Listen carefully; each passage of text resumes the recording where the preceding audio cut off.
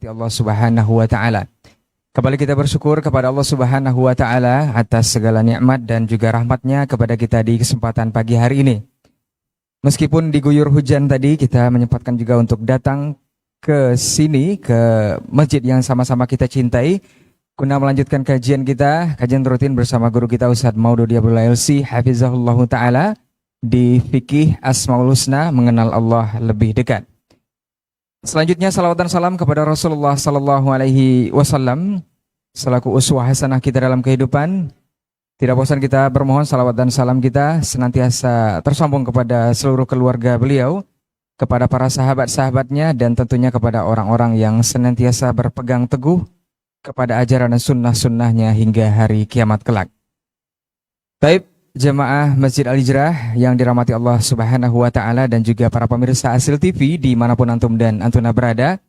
Alhamdulillah untuk kesempatan pagi hari ini adalah pertemuan kita yang ke-46 dan insya Allah subhasan akan disampaikan oleh guru kita nanti adalah As-Samad.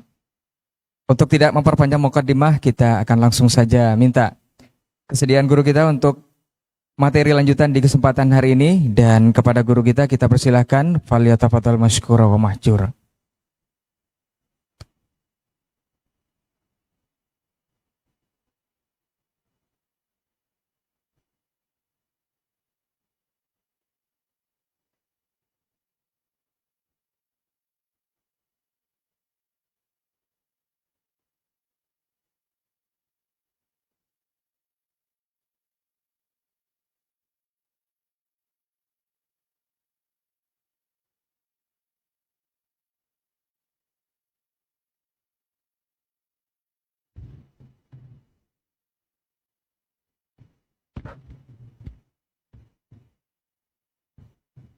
Assalamualaikum warahmatullahi wabarakatuh.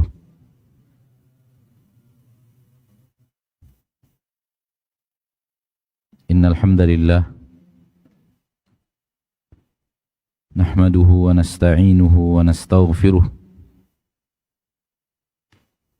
wa na'udzu billahi min shururi anfusina wa min sayyiati a'malina. Man yahdihillahu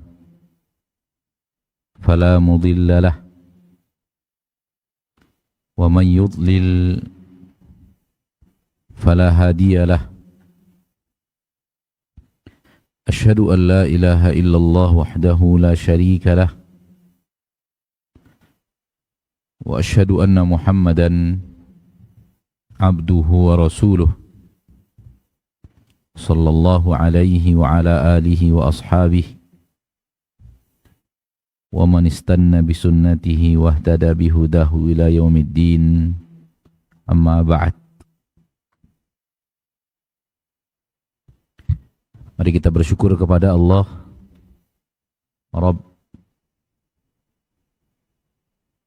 yang telah memberikan kepada kita nikmat yang takkan sanggup kita hitung, saking banyaknya anugerah-anugerah Allah, pemberian-pemberian Allah kepada kita. Wa in ta'uddu ni'matallahi la tuhsuha. Sesuatu yang pasti, tak ada manusia yang bisa menghitung nikmat-nikmat yang Allah berikan kepadanya. Walau menggunakan sains teknologi secanggih apapun untuk menghitung sesuatu, lalu digunakan untuk menghitung nikmat-nikmat Allah, tetap saja tak terhitung saking banyaknya nikmat Allah yang Allah berikan kepada hamba-hambanya. Oleh karena itu kewajiban kita adalah bersyukur. Bersyukur di hati ketika mendapatkan nikmat. Hati harus menyadari ini anugerah Allah, pemberian ilahi. Allah yang telah memberikan ini kepada aku. Setelah itu syukur di lisan. dengan mengucapkan pujian-pujian kepada Allah, dan lisan menisbatkannya kepada Allah. Hada min fadli Rabbi, ini adalah karunia dari Rabbku, sebagaimana yang dikatakan oleh Nabi Sulaiman. Maka lisan memuja dan memuji Allah. Kalimat alhamdulillah, namun alhamdulillah yang lahir dari hati. Karena sesungguhnya di zaman kita sekarang, terutama di negeri yang mayoritasnya Muslim, sehingga lahir generasi-generasi Islam dari keturunan. Terkadang kalimat alhamdulillah keluar hanya latah. Keluar dari lisan alhamdulillah, namun hati tidak hadir. Hati tidak benar-benar mengagungkan Allah, namun lisan mengucapkan alhamdulillah. Bukan itu yang dimaksud. Namun yang dimaksud adalah kalimat alhamdulillah dengan lisan yang telah hadir sebelumnya hati, menisbatkannya kepada Allah dan menyadari bahwa ini murni karunia pemberian Allah. Bukan alhamdulillah latah.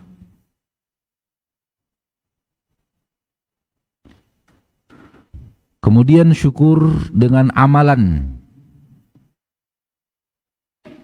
dengan menjadikan nikmat-nikmat tersebut hanya untuk yang diridhoi Allah. Digunakan, diperuntukkan, dimanfaatkan hanya untuk sesuatu yang Allah izinkan, dan berusaha sekuat tenaga agar nikmat-nikmat tersebut tidak digunakan untuk hal yang Allah tidak ridha. I'malu ala Dawud syukra. Beramallah, beramallah. Wahai keluarga Daud, beramallah, beramal. Syukra, sebagai rasa syukur. Tidak hanya ucapan lisan, tidak hanya hati yang menisbatkan kepada Allah, akan tetapi amal juga harus mengiringi.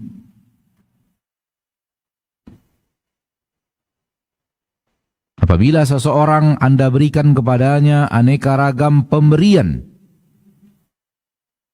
dan dia berterima kasih kepada Anda dengan terima kasih yang sangat hebat, namun setelah itu dia gunakan nikmat tersebut untuk hal yang Anda benci, maka sungguh dia tidak pandai berterima kasih. Sungguh dia tidak pandai bersyukur. Inilah orang-orang yang mengucapkan alhamdulillah atas nikmat-nikmat Allah. Setelah itu nikmat tersebut dia gunakan untuk hal yang Allah murkai, yang Allah tidak ridho, yang Allah tidak izinkan.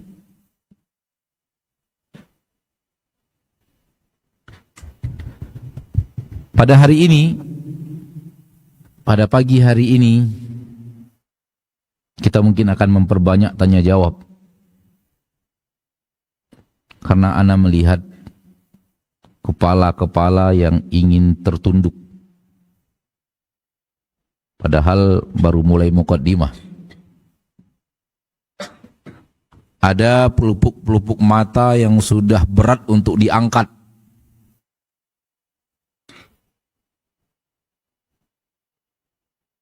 Kalau tidak karena mungkin satu hal yang ana malas menyebutkannya, mungkin sudah mulai kepala itu turun dan pelupuk mata itu sudah tidak bisa lagi dipertahankan.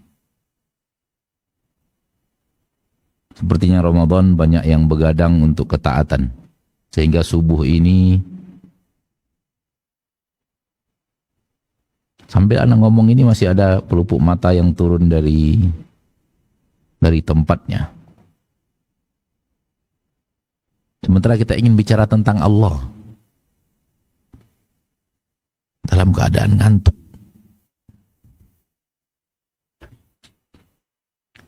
Ketika salah seorang ulama berbicara tentang melihat Allah, bertemu dengan Allah,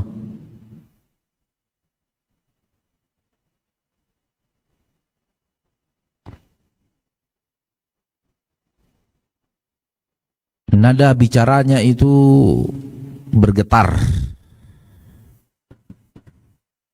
buah dari hati yang bergetar.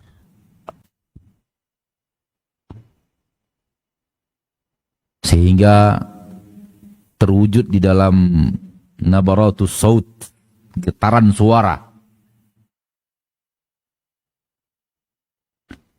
Dan beliau bertanya, tahukah Anda apa yang dimaksud dengan bertemu Allah?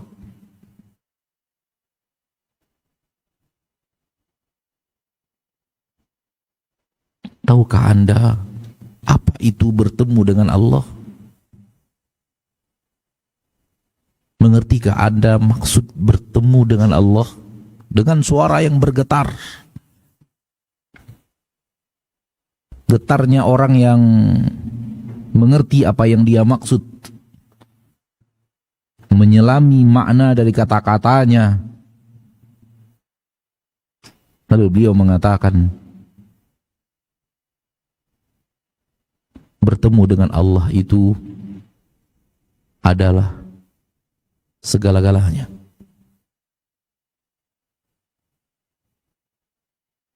Bertemu dengan Allah itu adalah segala-galanya. Lalu setelah itu beliau tertunduk menangis.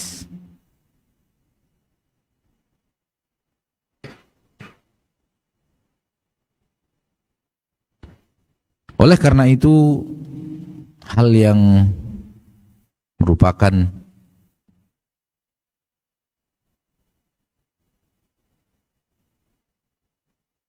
karena ketidaktahuan kita apa itu bertemu dengan Allah, sehingga di zaman kita sekarang ini materi-materi pertemuan dengan Allah itu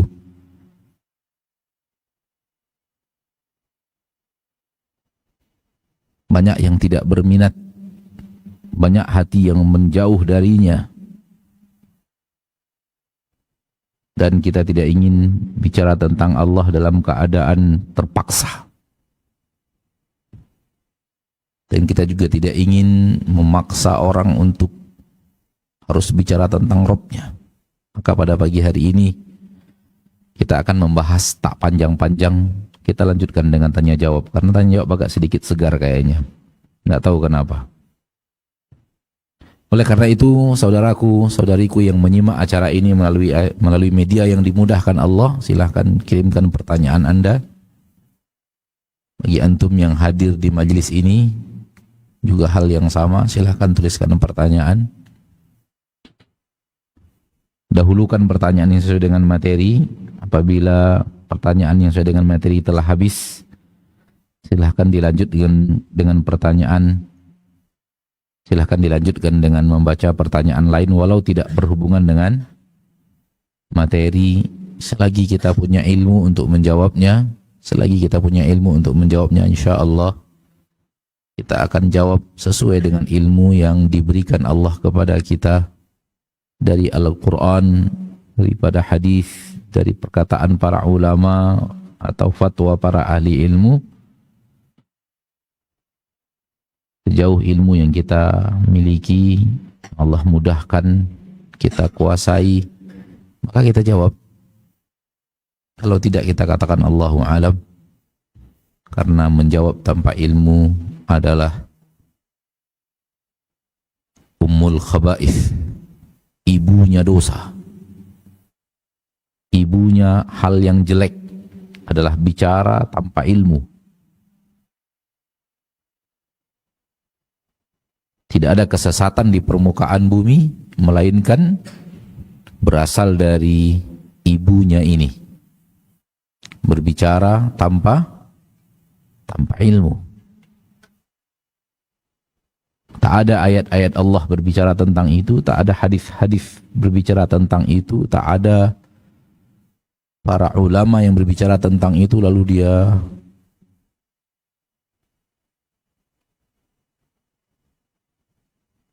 menjawab,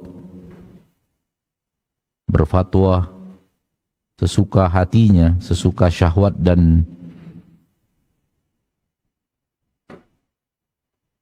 ilmu yang jauh daripada bimbingan Al-Quran dan hadis. Ma'asyiral muslimin wal muslimat rahimani wa rahimakumullah.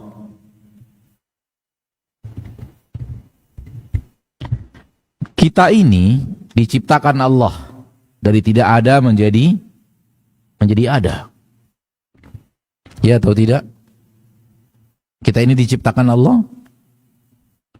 Ya atau tidak? Ya. Ketika diciptakan dengan aneka ragam alat maksudnya alat mata, telinga, hidung, kaki, tangan, hati, jantung, pankreas, tulang, darah yang sangat-sangat hebat, sangat-sangat mahal, sangat-sangat sempurna, sangat-sangat ajaib. Ya atau tidak? Mata ini sudah ribuan tahun dikaji manusia. Dikaji maksudnya dipelajari manusia. Sampai sekarang ilmu tentang mata belum selesai.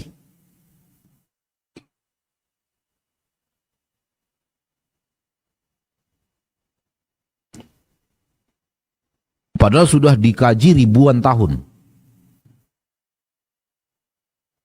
Sudah ditelaah ribuan tahun. Sampai sekarang ilmunya belum selesai. Itulah mata yang Anda gunakan.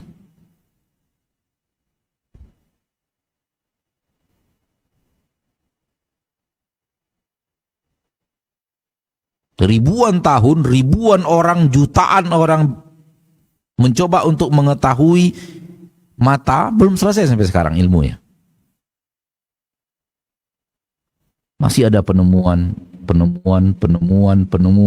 Penemuan itu artinya sebelumnya Anda tidak tahu, sekarang baru Anda tahu.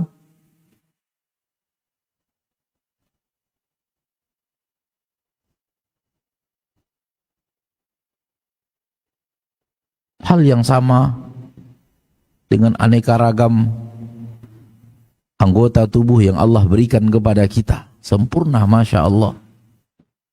Luar biasa. Laqad khalaqnal insana fi ahsani taqwim. Masih terlalu banyak bagian tubuh ini yang dikuasai oleh manusia, ilmunya dicoba untuk dikuasai manusia ribuan tahun, gak kelar-kelar, gak selesai-selesai. Dan itu yang telah Allah berikan kepada kita.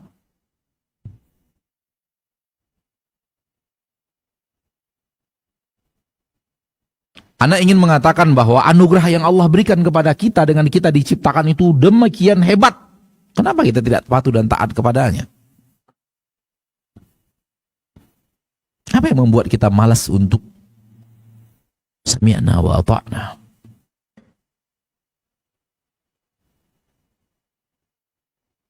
Setelah itu diberikan nikmat makanan, diberikan nikmat minuman, diberikan nikmat harta, diberikan nikmat kesehatan, diberikan nikmat pangkat dan jabatan, diberikan nikmat istri, suami, diberikan nikmat anak, diberikan nikmat hujan, diberikan nikmat. Ya atau tidak? Berhenti? Pernah berhenti nikmat Allah yang Allah berikan kepada kita? Tak pernah berhenti. Sambil tidur pun kita anugerah nikmat Allah itu diberikan Allah, terus dicurahkan kita nikmat-nikmat padahal kita lagi tidur, apalagi lagi sedang beraktivitas.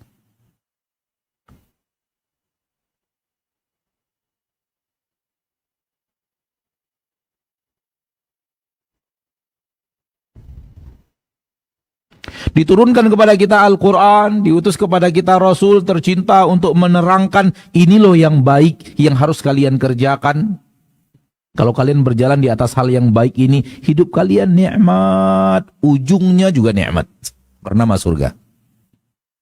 Ini loh yang buruk yang harus kalian jauhi, karena kalau yang buruk ini kalian lakukan, hidup kalian akan sengsara, hidup kalian akan menderita, ujungnya juga penderitaan, namanya neraka. Diterangkan dengan sedetil-detilnya, sehingga tak ada yang ditinggalkan di dalam Al-Quran kecuali dibahas hukum halal dan haramnya.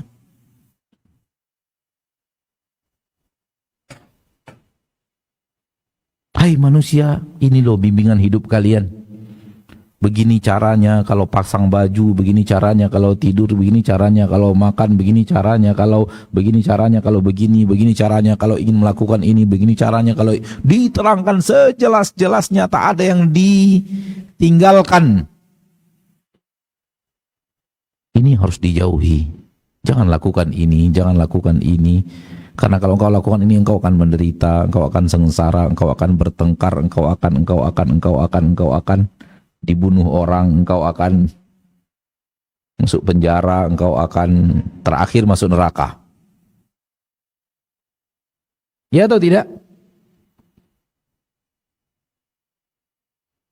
Ini kemaslahatan kita, baik mengerjakan perintah atau meninggalkan larang, semuanya untuk kita. Untuk kita, Allah tak ada manfaat apapun untuk Allah dengan ketaatan-ketaatan itu dan dengan meninggalkan maksiat-maksiat itu. Bagi Allah tak ada manfaat.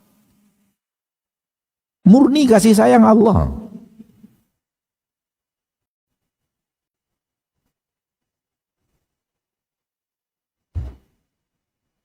Sudah? Lalu kita taati. Sami'na wa ata'na, kita lakukan ketaatan itu. Kita jauhi kemaksiatan itu. Allah berikan kita pahala.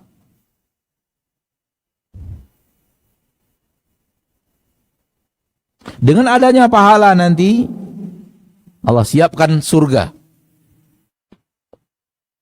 Engkau diciptakan Allah. Seluruh anggota tubuhmu anugerah Allah. Ia turunkan petunjuk yang sempurna itu untuk kemaslahatan dirimu di dunia. Ia siapkan pahala, ia berikan kepada engkau surga dengan aneka ragam nikmat yang tiada tara. Anak ingin mengatakan, mau apa lagi kita? Kenapa hati tidak condong kepada Allah? Kenapa hati masih menjauh dari bicara Allah? Kenapa hati masih malas diajak kepada Allah? Maunya kepada aneka ragam yang mengarah kepadanya hati manusia. Ya subhanallah. Orang yang berbuat maksiat kepada Allah, apa kalimat yang pantas untuk kita katakan kepada orang yang seperti ini? Dia diciptakan oleh Allah, dia diberikan nikmat oleh Allah, dia diberikan aneka ragam alat di tubuhnya yang luar biasa oleh Allah, telah diturunkan bimbingan yang sempurna oleh Allah. Tak mau juga, tak mau diajak kepada Allah, tak mau diajak kepada ayat Allah, kepada hadis-hadis utusan Allah. Maunya ke pentas musik, maunya ke film-film dusta dan maksiat, maunya kepada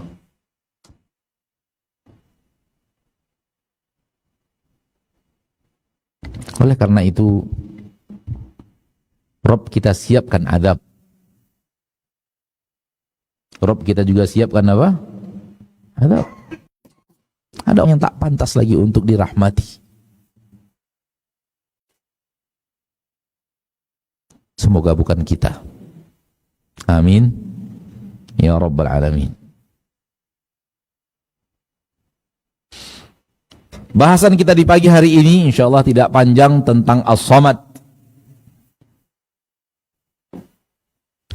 Ada di dalam Al-Quranul Karim, dalam ayat yang insyaallah semua umat Islam menghafalnya. Dalam surah Al-Ikhlas A'udzu billahi minasyaitonir rajim. Bismillahirrahmanirrahim. Qul huwallahu ahad. Allahus samad.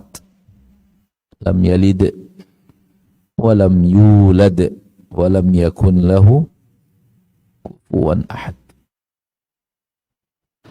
Surat yang dikatakan oleh Nabi SAW, ta'dilu thulutsal Quran. Dia setara dengan sepertiga Al-Quran. Dia setara dengan berapa? Sepertiga Al-Quran. Al-Ikhlas itu sepertiga Al-Quran.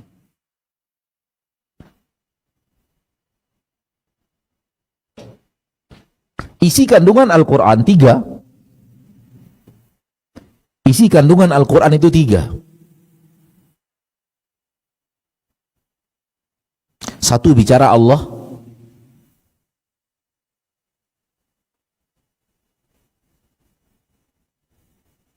Dua, bicara hukum. Aqimus shalah, atuz zakah.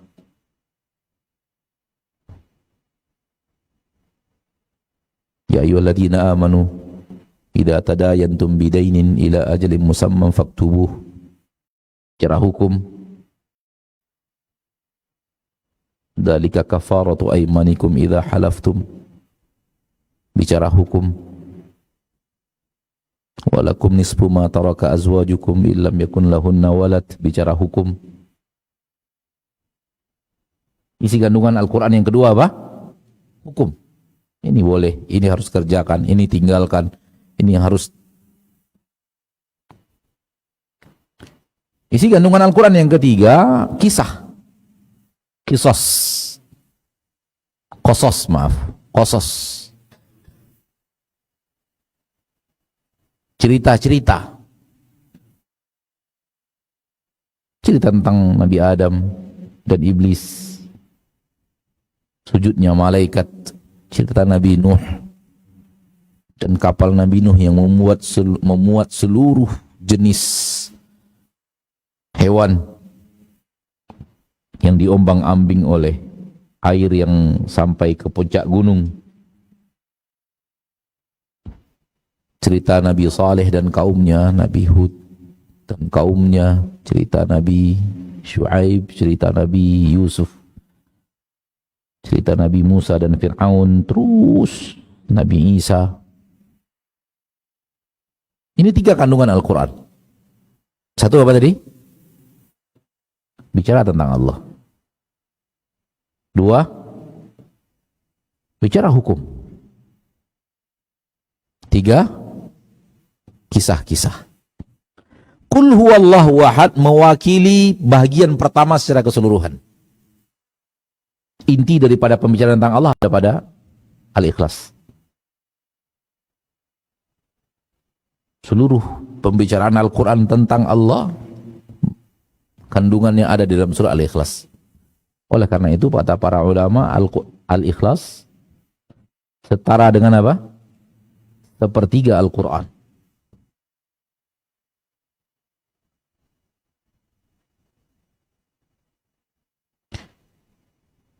Dan ini juga maknanya, membaca surat Al-Ikhlas, Allah berikan pahala seperti membaca sepertiga Al-Quran. Dan Allah Tabaraka wa Ta'ala, Rabb yang maha pemberi.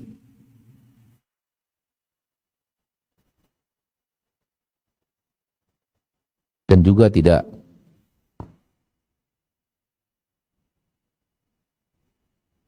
jauh dari makna pahala membaca surah Al-Ikhlas setara dengan baca sepertiga Al-Quran.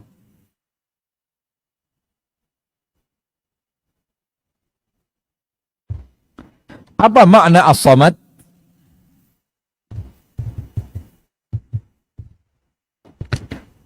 As-Samad secara ringkas maknanya adalah Rabb yang maha sempurna dalam segala sesuatu.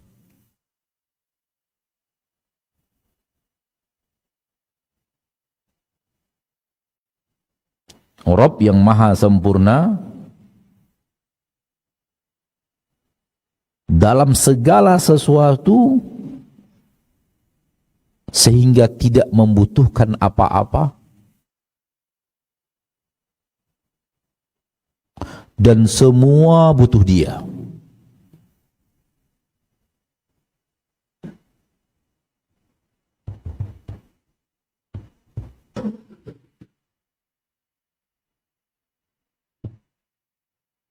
Rabb, penguasa, pencipta, pemilik, yang apapun yang dibicarakan tentang dia semuanya sempurna, sampai kepada puncak kesempurnaan dari seluruh apapun yang dibicarakan tentang dia. Mau bicara apa tentang Allah? Tentang ilmu, sempurna ilmunya. Tentang kekuasaan, sempurna kekuasaannya. Tentang kasih dan sayang, sempurna kasih dan sayangnya. Tentang keagungan, sempurna keagungannya. Kedermawanan, sempurna kedermawanannya. Pemberi, sempurna pemberiannya. Pemaaf, sempurna pemaafnya. Melihat, sempurna penglihatannya. Mendengar, sempurna pendengarannya. Mau bicara apa tentang Allah? Bijaksana, sempurna kebijaksanaannya. Keadilan, sempurna keadilannya.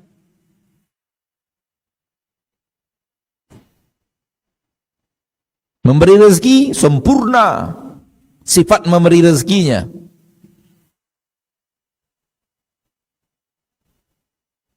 Maha lembut, sempurna kelembutannya. Maha halus, sempurna kehalusannya.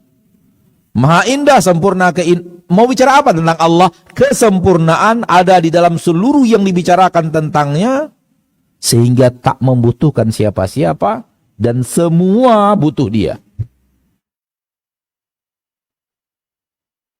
Itulah Allah. Itulah As-Samad. Itulah As-Samad.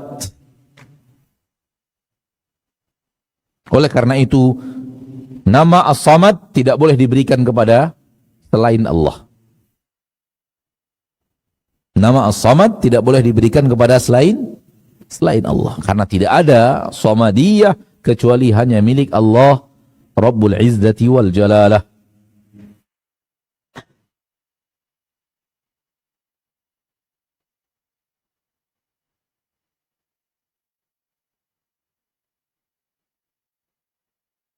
Faham akan nama As-Samad dan maknanya cukup untuk membantah orang yang mengatakan tak mungkin Allah di atas arsy, berarti Allah butuh arsy. Cukup mengerti bahwa Allah As-Samad. Apa itu As-Samad? Apa makna As-Samad? Cukup, hanya itu saja cukup untuk membantah orang yang mengatakan tak mungkin Allah di atas arsy, karena berarti Allah butuh arsy.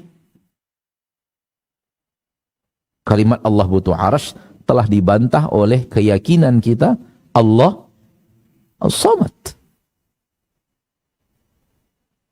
Allah tak butuh siapa-siapa. Bahkan semuanya butuh dia, termasuk arsy. Dia tak butuh kepada siapapun. Sehingga Allah tidak akan punya anak. Karena Allah tidak punya kebutuhan kepada anak. Allah tidak membutuhkan istri karena kehidupannya sempurna. Oleh karena itu Allah murka kepada mereka yang mengatakan Allah punya anak. Menunjukkan Allah tidak samad. Kalau itu maknanya. Sehingga Allah murka sekali ketika dinisbatkan kepada Allah apa? Anak. Baik anak laki-laki atau anak perempuan. Apalagi anak perempuan.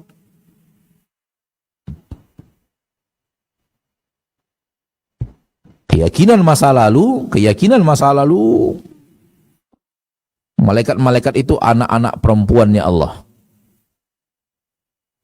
Wa ja'alul malaikata alladziina hum ibadur rahmani inatha.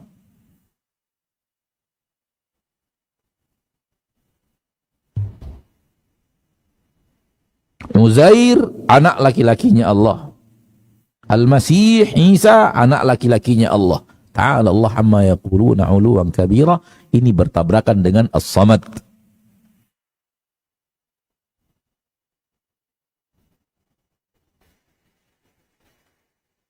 Apapun kalimat yang di dalamnya menunjukkan Allah membutuhkan sesuatu, terbantahkan oleh Allahu As-Samad. Namun sayang, manusia membaca Allahu Samad sekedar membacanya saja.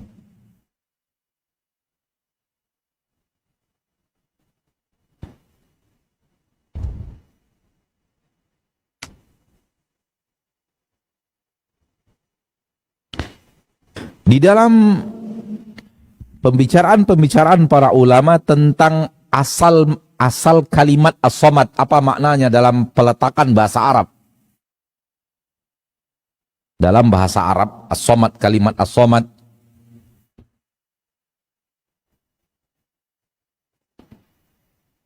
dalam bahasa Arab dibahas dalam buku ini, silakan rujuk dalam buku, kita tidak ingin membahasnya satu persatu. Ada asal kalimat. Dan semua itu kata Imam Al-Baghawi dan Imam Ibnu Jarir, semua itu adalah sesuatu yang kalau seandainya diarahkan kepada Allah sesuai dengan bahasa tentang Allah. Namun ketika para ulama berbicara as-samad, ulama berbicara kepada asal usul pengambilan bahasa. Dan sifat Allah berhubungan dengan hal-hal yang berhubungan dengan pengambilan bahasa tersebut dan tidak ditolak maknanya. Silakan kembali kepada kitab.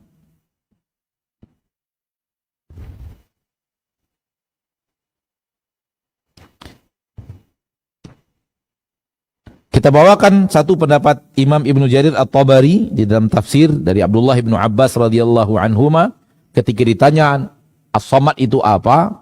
Abdullah bin Abbas menjawab, samad adalah as-sayyid alladhi qad kamula fi su'dudih. Pemimpin yang telah sempurna dalam kepemimpinannya.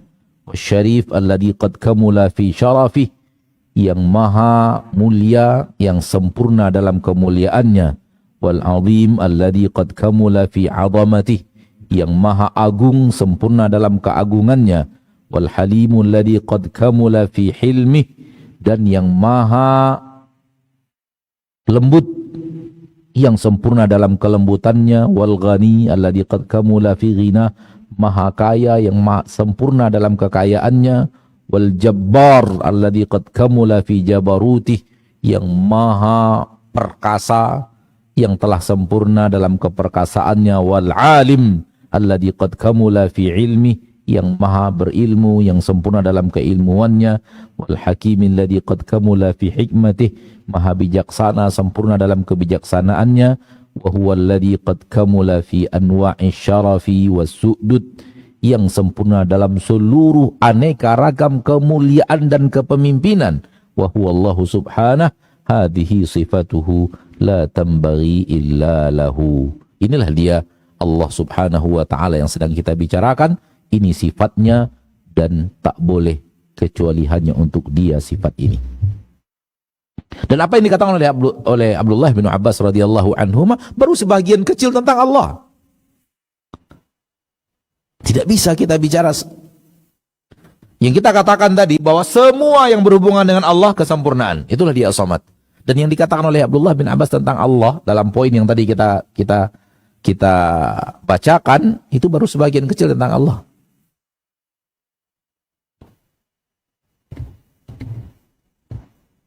Kalau kita ingin bicarakan tentang Allah Tabaraka wa Ta'ala dari sekarang sampai malam tidak selesai.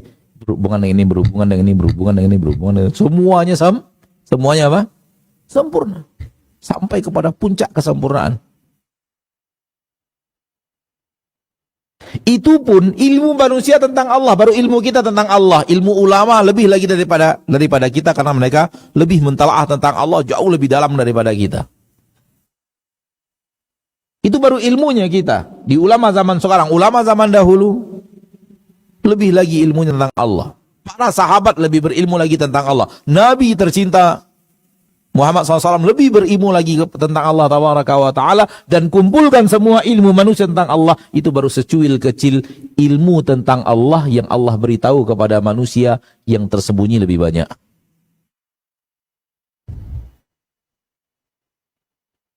Jangan kira kita menguasai sepenuhnya ilmu tentang Allah.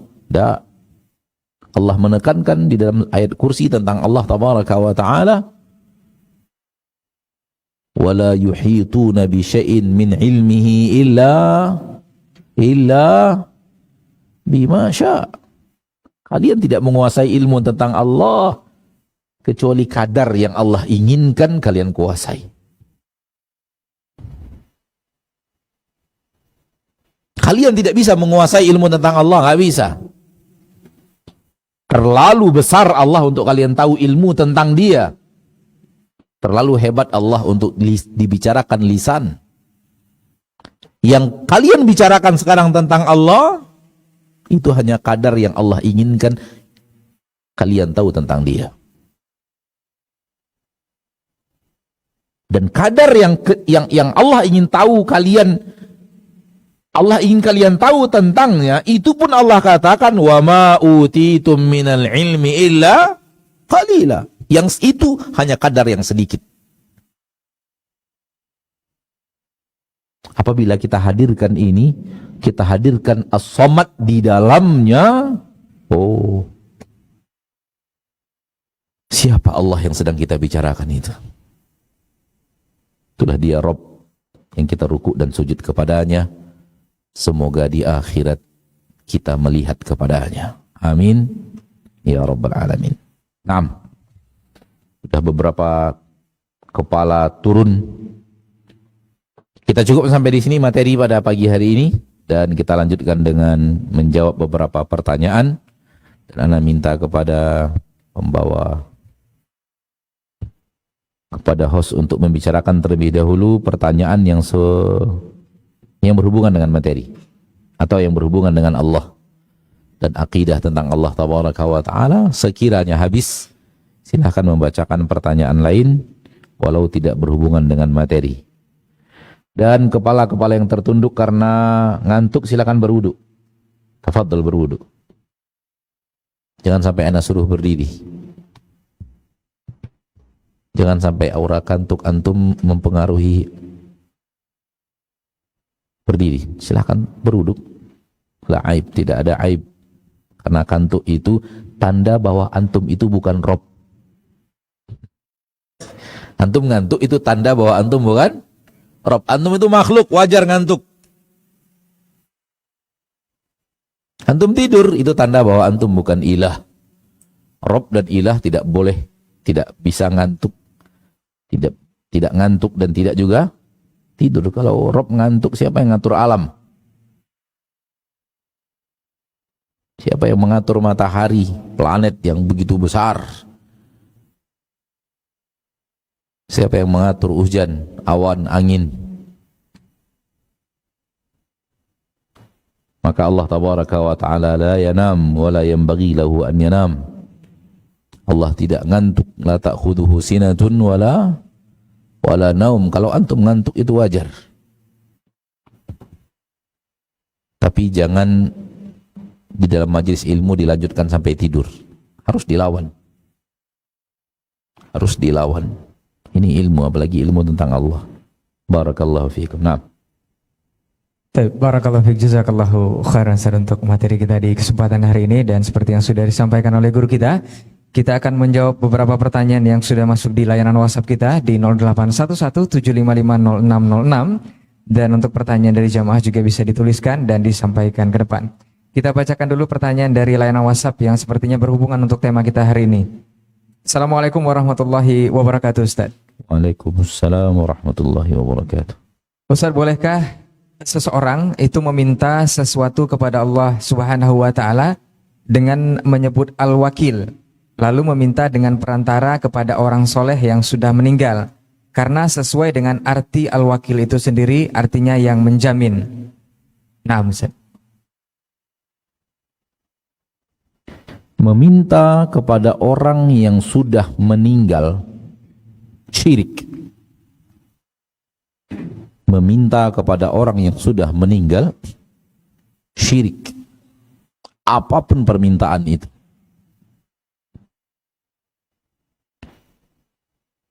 Karena orang yang sudah meninggal tak bisa apa-apa.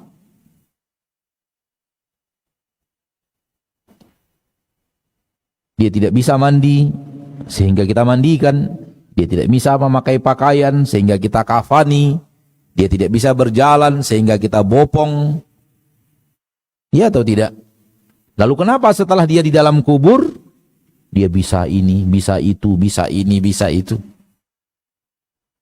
Sehingga kita minta kepadanya sesuatu. Dulu ketika dia wafat, kita yang mandikan karena dia nggak bisa mandi. Kita yang bawa dia di atas pundak kita karena dia nggak bisa jalan. Lalu bagaimana mungkin dia bisa melakukan ini, bisa melakukan itu setelah meninggalnya? Maka tidak boleh meminta kepada yang sudah wafat.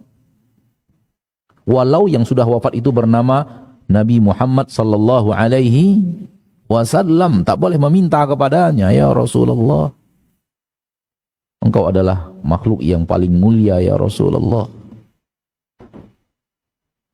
yang sangat dicintai Allah, tolong mintakan kepada Allah agar Allah ridho kepadaku. Syirik.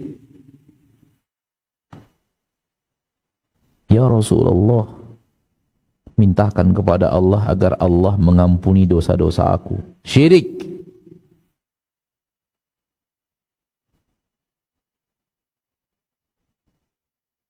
Wa man da'a ma'allahi ahada, barang siapa yang menyeru, berdoa, meminta kepada selain Allah tabaraka wa ta'ala, asyraka billahi walau Muhammadah, dia telah berbuat syirik kepada Allah walau kepada Nabi Muhammad sallallahu alaihi wasallam.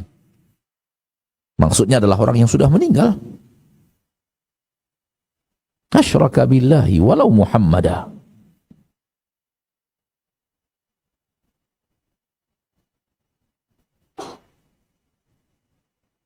Kalau Nabi Muhammad saja, tidak boleh kita meminta kepadanya setelah beliau meninggal dunia, apalagi yang tadi dikatakan wakil-wakil itu tadi. Ini adalah batil min abtalil batil. Oleh karena itu kita disuruh untuk mendoakan orang yang wafat. Itu artinya orang yang wafat butuh kita. Jangan dibalik. Kita butuh orang wafat. Sehingga kita minta kepada orang yang sudah wafat. Orang wafat itu butuh kita. Oleh karena itu Allah menyuruh kita untuk mendoakan untuk orang yang wafat. Minta ampun kepada Allah. Minta Allah mengampuni dosa orang yang wafat. Ya atau tidak? Allahumma ighfir lahu warhamhu wa'afihi wa'afu anhu. Disuruh kita untuk meminta kepada Allah agar Allah mengampuni orang-orang yang kita cintai yang sudah wafat. Berarti orang wafat butuh orang hidup. Jangan dibalik. Orang hidup butuh orang wafat. Ketika Madinah dalam keadaan paceklik, hujan tak turun-turun, tanaman mati, hewan-hewan juga mati, di samping para sahabat ada kubur manusia paling mulia bernama kuburan Nabi Muhammad sallallahu alaihi wasallam. Namun mereka tidak pergi kepada kuburan itu. Mereka tidak pergi kepada kuburan itu. Mereka justru pergi kepada paman Rasulullah sallallahu alaihi wasallam yang masih hidup. Dan mengatakan, dulu kami minta kepada Allah dan meminta Nabi Muhammad untuk berdoa kepada Allah. Sekarang Nabi Muhammad sudah wafat. Dan karena engkau adalah pamannya, masih ada hubungan kekerabatan, sekarang kami minta kepadamu, berdoalah kepada Allah. Ini cukup sebagai argumen bahwa sehebat apapun manusia di sisi Allah, kalau sudah wafat tidak boleh meminta sesuatu kepadanya. Itu Nabi Muhammad SAW. Ini akidah para sahabat. Nah, Baik, jazakallahu khairan Ustaz untuk jawabannya. Semoga saudara kita yang bertanya dari pemirsa bisa paham dari jawaban Ustaz. Kita lanjut pertanyaan dari jamaah. Assalamualaikum Ustaz. waalaikumsalam warahmatullahi. Ustaz, kita sudah mengetahui bahwa Allah itu maha sempurna dengan ciptaannya. Maka apa hikmah Ustaz? Allah menciptakan orang cacat, apakah itu termasuk ujian baginya? Nah Ustaz. Di antara hikmahnya agar Anda tahu nikmat yang Allah berikan kepadamu.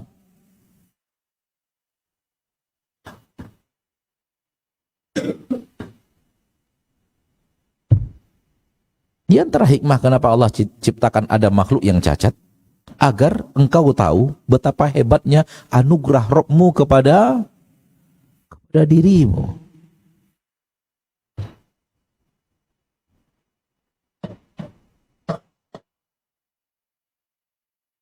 Sebagaimana Allah mampu menciptakan engkau seperti Dia, namun Allah ciptakan engkau sempurna tidak seperti Dia.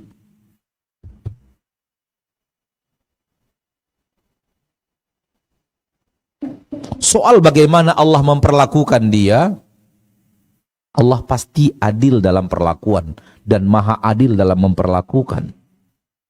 Dan Allah akan memperlakukan makhluknya yang lemah lebih daripada makhluknya yang tidak lemah. Allah lebih dekat kepada orang lemah dibanding orang yang tidak lemah. Allah akan memberikan hal-hal yang spesial kepadanya yang tidak Allah berikan kepada orang-orang yang tidak spesial seperti itu. Biarkan Allah dan keadilan Allah dan kebijaksanaan Allah dan kasih sayang Allah yang Anda tidak akan bisa ketahui secara kesempurnaan itu. Namun sekarang urus dirimu. Engkau telah diberikan mata yang sempurna, sementara ini dilahirkan cacat. Engkau diberikan kaki yang sempurna, sementara ini dilahirkan cacat. Engkau telah diberikan tangan yang sempurna, sementara ini diberikan cacat. Engkau telah diberikan jasad yang sempurna, maka bersyukurlah kepada Allah, taatlah kepadanya. Nah. Baik, jazakallah khairan Ustaz untuk jawabannya. Semoga jemaah yang bertanya bisa paham dari jawaban Ustaz, dan tentunya ini juga nasihat dan ilmu untuk kita bersama. Kita lanjut ke pertanyaan dari pemirsa Asil TV. Assalamualaikum warahmatullahi wabarakatuh Ustaz. Waalaikumsalam warahmatullahi wabarakatuh. Ustaz, bagaimana cara terbaik kita berdoa dengan Asmaul Husna? Apakah harus disesuaikan dengan doa yang kita minta atau panjatkan, atau seperti apa Ustaz? Nah Ustaz. Sejauh yang kita ketahui dan ada yang dicontohkan oleh Allah di dalam Al-Quran, sebut nama-nama Allah yang berkesesuaian dengan permintaan kita. Wahabli min ladunka rahmah innaka antal wahhab wa tub alaina innaka antat tawwabur rahim.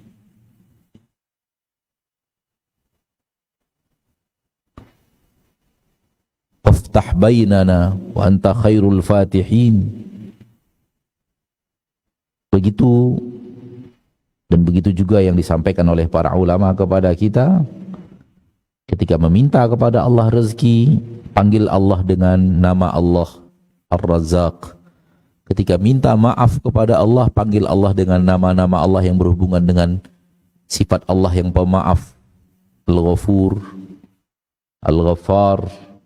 Ketika minta rezeki kepada Allah, minta yang berhubungan dengan rezeki, minta Allah memberikan kepada kita pilihan, sebut nama Allah Allamul Ghuyub sebagaimana yang ada di dalam doa istikharah. Begitu yang ada di dalam Al-Quran, begitu yang ada di dalam sunnah. Adapun nama-nama Allah keagungan yang lainnya, itu diawali ketika kita berdoa, memuja dan memuji Allah. Ketika sudah mulai minta berdoa dan meminta sesuatu, cari nama-nama Allah yang berhubungan dengan permintaan. Cari nama-nama Allah yang berhubungan dengan permintaan. Namun dalam memuji, memuja, memuji sebelum berdoa, silakan puja dan puji Allah sebanyak-banyaknya. Nah, Baik, barakallahu fiik, jazakallahu khairan Ustaz untuk jawabannya. Kita lanjut ke pertanyaan dari jamaah Masjid Al-Hijrah.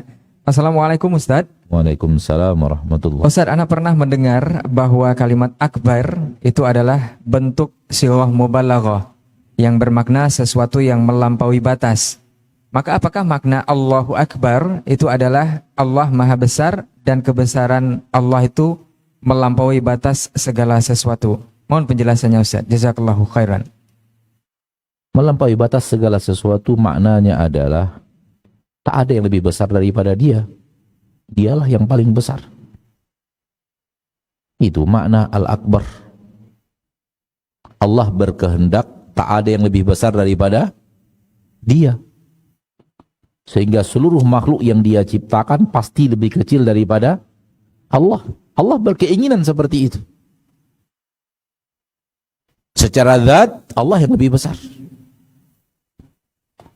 Secara kesempurnaan Allah yang lebih besar. Secara kekuasaan Allah yang lebih besar. Bicara apa tentang Allah? Allah yang lebih daripada hamba-hambanya. Daripada makhluk ciptaannya.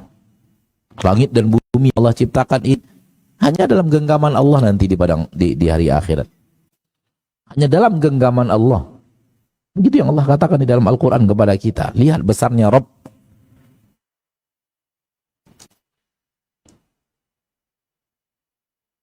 Dalam pertanyaan ini ada kalimat melampaui batas. Mungkin ini yang menjadi masalah. Melampaui apa makna melampaui batas? Maksudnya adalah tak ada yang bisa lebih daripada Allah. Allah yang paling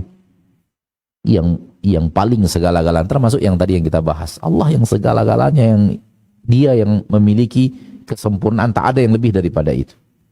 Sehingga makhluk sehebat apapun, sekuat apapun, tak ada yang lebih kuat daripada Allah. Sebesar apapun, tak ada yang lebih besar daripada Allah. Semulia apapun, tak ada yang lebih mulia daripada Allah. Nah. Baik, jazakallahu khairan untuk jawabannya. Kita lanjut ke pertanyaan dari pemirsa Hasil TV. Assalamualaikum warahmatullahi wabarakatuh Ustaz. Waalaikumsalam warahmatullahi. Ustaz, dari hamba Allah di Padeglang.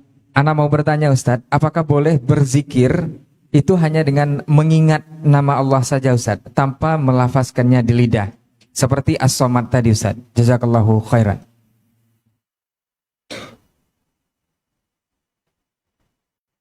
Yang paling bisa kita jawab, hal ini tidak pernah dicontohkan oleh Nabi Sallallahu Alaihi Wasallam.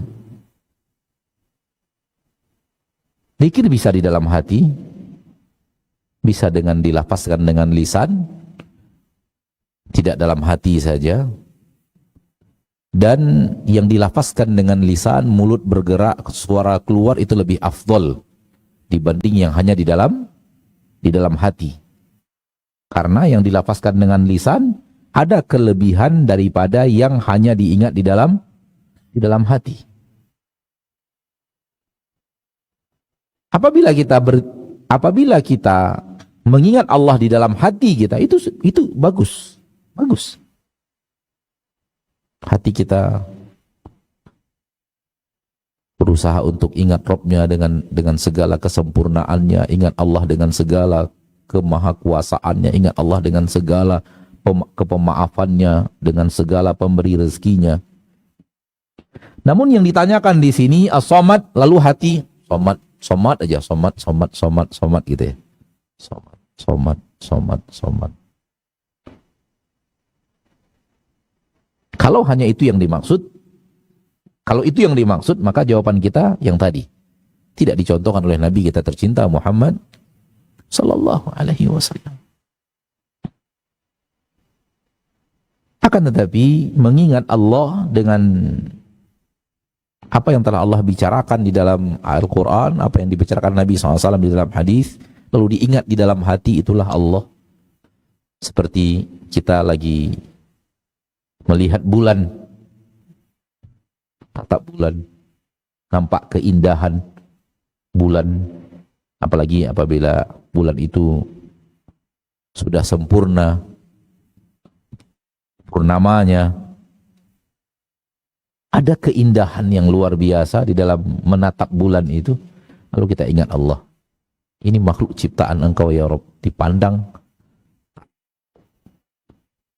Tak jemu-jemu kita memandang bulan padahal dari kecil sudah melihat bulan. Lalu kita ingat Allah yang maha indah, yang maha, bulan saja ciptaannya seperti ini, kecil namun keindahannya luar biasa.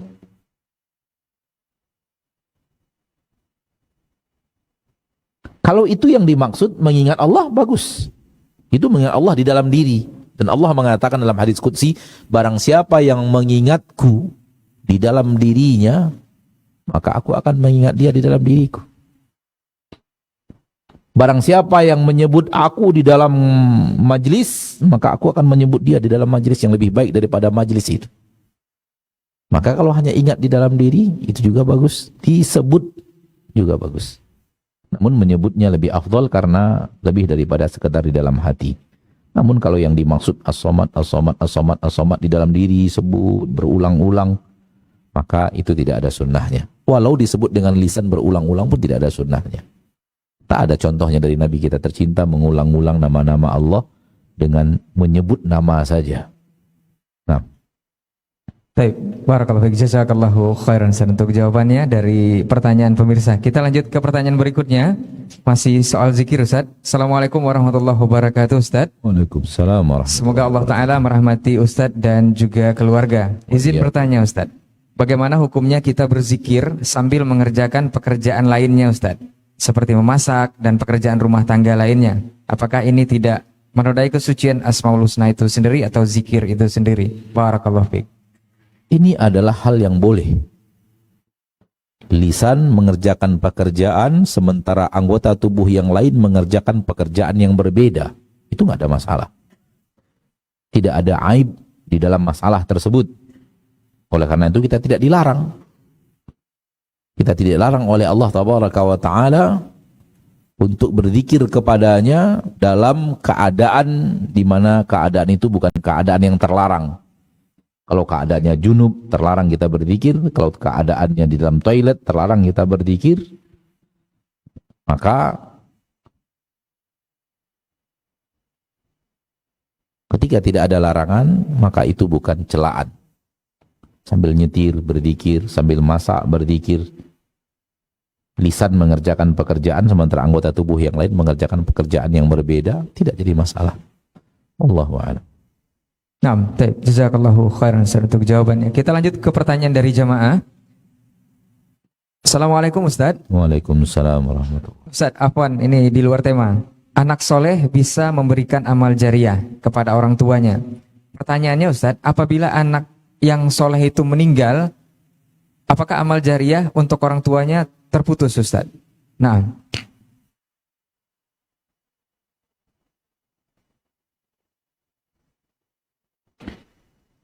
Kalau amal si anak telah terputus,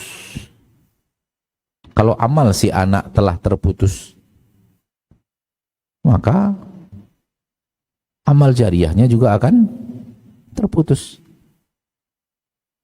Amal si anak telah terputus. Apabila masih ada amal-amalnya yang lama, ketika hidupnya,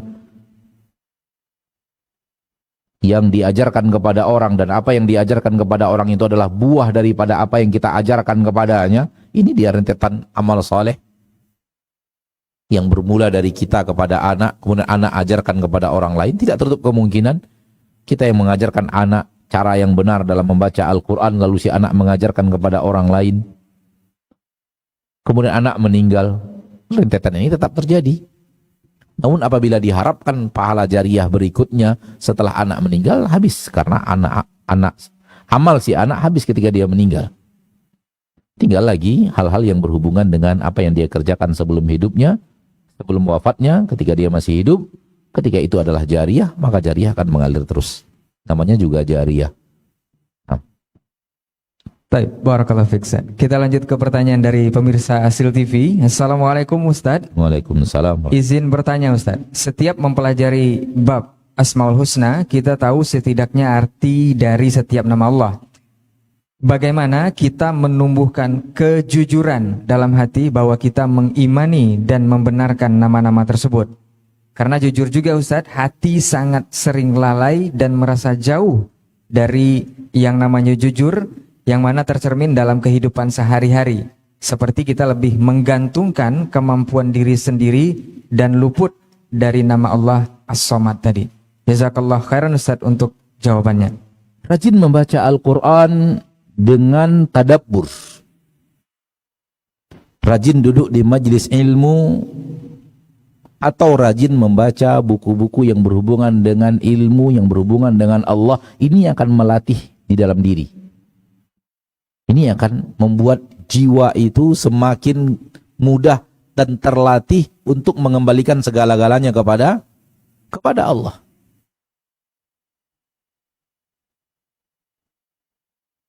Dan itu perlu latihan. Itu mungkin yang dimaksud dengan kejujuran tadi dalam pertanyaan. Kita sudah kenal tapi hilang. Begitu ada masalah, lebih cepat-cepat cari siapa yang bisa nolong saya ya, siapa yang bisa nolong saya ya. Hati lari daripada Allah. Cari makhluk dulu. Cari sana, cari sini, cari sana, cari sini, minta tolong ini, minta tolong itu, minta tolong orang yang ada jabatan, minta tolong kepada ustadz yang mungkin kenal pejabat-pejabat, minta tolong, minta tolong, minta tolong. Setelah semua yang kita kenal tak ada yang mau menolong kita, pintu tertutup, baru ingat, oh ada Allah. Padahal seharusnya ketika masalah itu menimpa, Allah dulu ingat. Seharusnya begitu. Karena Allah yang berbuat, Allah yang maha kuasa, Allah yang bisa menggerakkan hati, Allah yang bisa memudahkan. Dan Allah ketika berkehendak, apapun yang dia inginkan pasti terjadi. Setelah ingat kepada Allah, minta pertolongan kepada Allah, baru setelah itu ikhtiar. Pergi kepada makhluk, minta bantuan, gak ada masalah. Yang jadi masalah adalah ketika kita rasa lebih daripada pertolongan Allah. Maka ini perlu latihan. Hati perlu dilatih untuk selalu mengingat Rabb-nya, selalu bergantung kepada Rabb-nya, bertawakal kepada Rabb-nya, lebih daripada permintaannya kepada makhluk manapun. Maka dengan rajin membaca Al-Quran, kita akan diingatkan kepada Allah.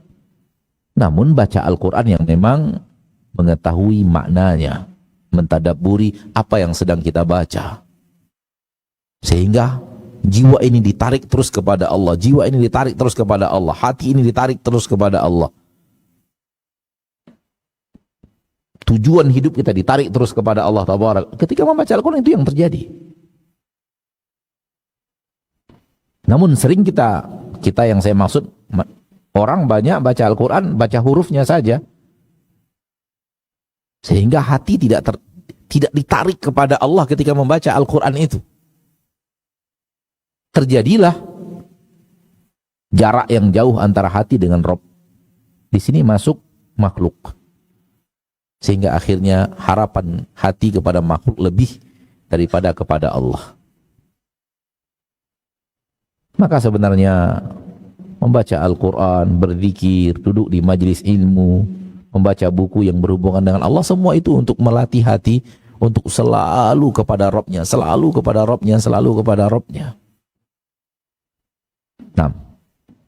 Baik, barakallahu fiik. Jazakallahu khairan untuk jawabannya. Semoga yang bertanya bisa paham. Kita lanjut ke pertanyaan dari jamaah.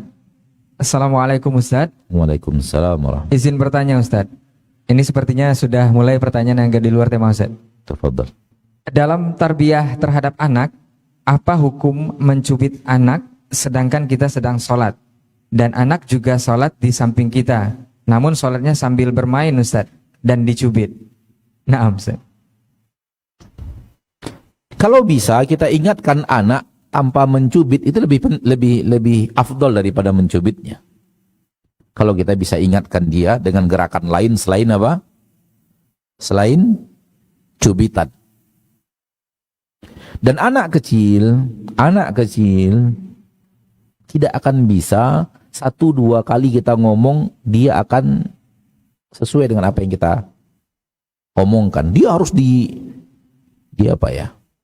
dinyinyirkan, diulang-ulang. Kita harus seperti itu. Jangan berharap anak kecil bagai mahasiswa. Ini anak-anak kecil begini tidak bisa. Disuruh jangan ngantuk-ngantuk lagi. Ngantuk-ngantuk lagi. Ini padahal usianya sudah nggak kecil. Apalagi anak yang usianya 4 tahun, 5 tahun, 6 tahun bersama kita itu harus dinyinyir diulang terus Lihat ketika Allah tabaraka wa ta'ala mendidik kita, menyuruh kita untuk mendidik anak sholat. Dari usia 7 tahun sampai 10 tahun, setiap waktu ditanya, dia sudah sholat belum? Lihat bagaimana nyinyirnya. Kalau kita yakin dia sudah sholat, berarti tidak perlu bertanya. Tapi kalau berarti dia ingat sholat. Ketika terlihat dia mungkin lalai atau tertidur, tanya kepadanya, sudah sholat belum? Sudah sholat belum? Dari usia 7 tahun sampai 10 tahun. Dari 10 tahun sampai dia balik, usia 14 atau usia 15, itu berhak untuk dipukul. Itu berapa kali sampai kewajiban sholat? Berapa kali kejadiannya sampai kejadian sholat? Diwajibkan baginya sholat mandiri. Ini menunjukkan bahwa anak usia kecil itu tidak bisa sekali 2 kali ngomong. Oleh karena itu ketika kita lagi sholat, dia main, itu hal yang secara fitrah lumrah bagi anak. Ingatkan lagi. Nanti setelah sholat ngomong lagi sama dia. Abi sudah ngomong, jangan main, sholat yang benar. Besok nggak bisa dibawa ke masjid loh. Kalau masih melanggar. Seperti terus, lakukan terus. Mudah-mudahan perlahan tapi pasti anak mulai bisa sholat dengan baik. Nah. Baik, barakallahu fiik, jazakallahu khairan untuk jawaban dan nasihatnya untuk kita bersama di kesempatan hari ini, khususnya bagi antum yang bertanya. Pertanyaan dari jamaah kembali kita lanjutkan. Assalamualaikum Ustadz. Waalaikumsalam warahmatullahi wabarakatuh. Ustadz, apa penyebab hati masih sering condong menjauh dari Allah? Dan kedua Ustadz, apa tanda taubat kita sudah diterima? Jazakumullahu khairan. Wallahu alam. Seperti yang Anda katakan tadi dalam pertanyaan pertama, jauhnya kita dari Al-Quran, tadabbur Al-Quran, jauhnya kita daripada zikir pakai hati, jauhnya kita dari hati kita latih untuk menghadap Allah tabaraka wa ta'ala, sehingga masuk makhluk. Masuk harapan kepada makhluk, masuk. Kita yang menciptakan kekosongan antara hati dan Rabb kita tidak terjalin dengan baik. Namun para nabi dan para rasul, coba lihat Nabi Muhammad SAW dikatakan oleh para sahabat, kana yadhkurullah fi kulli ahyanih. Dalam keadaan apapun kami menemukan Rasulullah itu orang yang ingat kepada Allah. Kita sendiri yang menciptakan kekosongan. Sehingga syaitan punya cara untuk memasukkan sesuatu di dalam hati, membuat jarak antara dia dan Rabb-nya. Dan itu yang kita katakan tadi, latih terus. Sampai antum melihat pasir bisa ingat Allah, melihat rumput bisa ingat Allah, melihat awan ingat Allah, melihat gunung apalagi ingat Allah, melihat laut ingat Allah, melihat ikan ingat Allah. Ciptakan koneksi yang bagus antara hati dan Rabb-nya. Wallahu a'lam. Pertanyaan kedua apa tadi?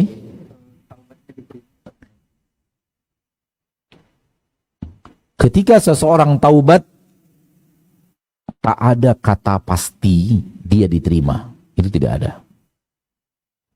Soal telah diterima, pasti diterima, itu tak ada. Kenapa? Itu gaib. Diterima atau tidak diterima yang kita tidak tahu. Jadi kalau pertanyaannya adalah, apakah saya bisa tahu taubat saya sudah diterima, Ustadz? Jawabannya, tak ada cara untuk tahu bahwa taubat kita sudah diterima. Kalau itu pertanyaannya. Namun para ulama berkata, ciri-ciri, indikasi taubat diterima, indikasinya ada, tapi pasti tidak. Hanya ciri-ciri mudah-mudahan diterima. Ingat, tak ada kata pasti. Namun kalau ada ciri-ciri ini, berharaplah taubat kita diterima oleh Allah. Berharap.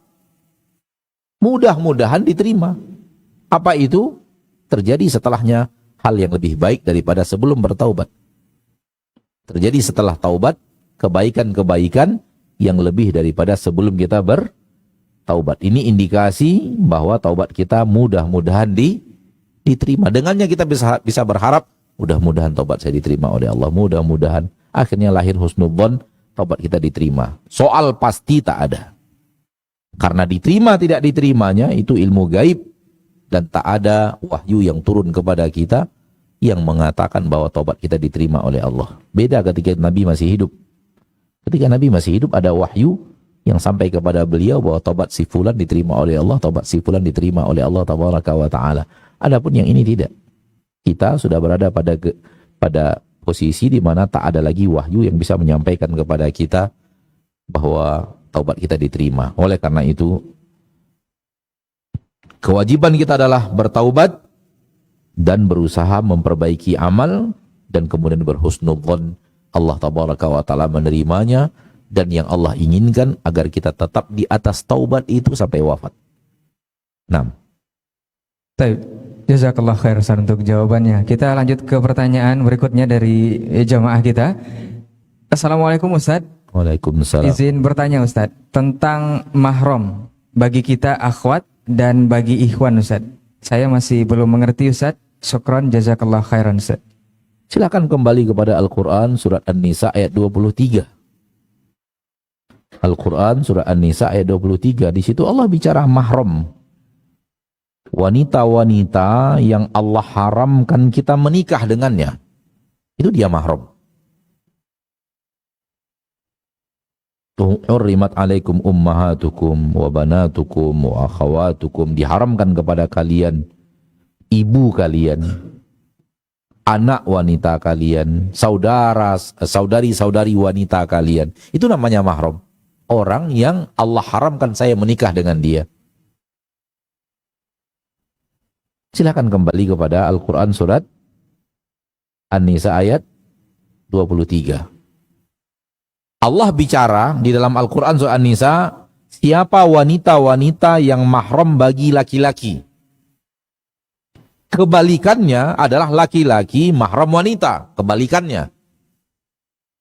Kalau yang ingin mencari siapa mahram saya laki-laki, laki yang saya haram menikah dengannya, kalau yang ingin mencarinya adalah perempuan, tetap baca ayat ini, lalu lihat kebalikannya. Contoh kebalikan begini.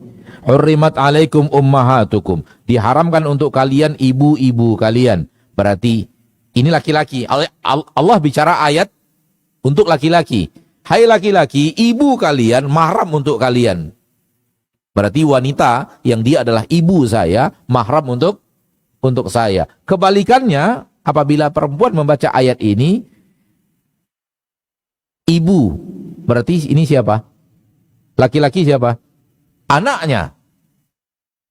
Jadi kalau saya ibu, anak saya laki-laki yang saya haram menikah dengannya. Paham? Wabanatukum, diharamkan kalian menikah dengan wanita-wanita yang dia adalah anak-anak kalian. Berarti ini siapa laki-lakinya? Siapa laki-lakinya? Ayah. Kalau Anda adalah seorang wanita, tinggal memahami baliknya saja. Kalau ini ibu berarti anak, kalau ini anak berarti ayah. Saudara, saudari perempuan berarti saudara-saudara laki-laki. Begitu.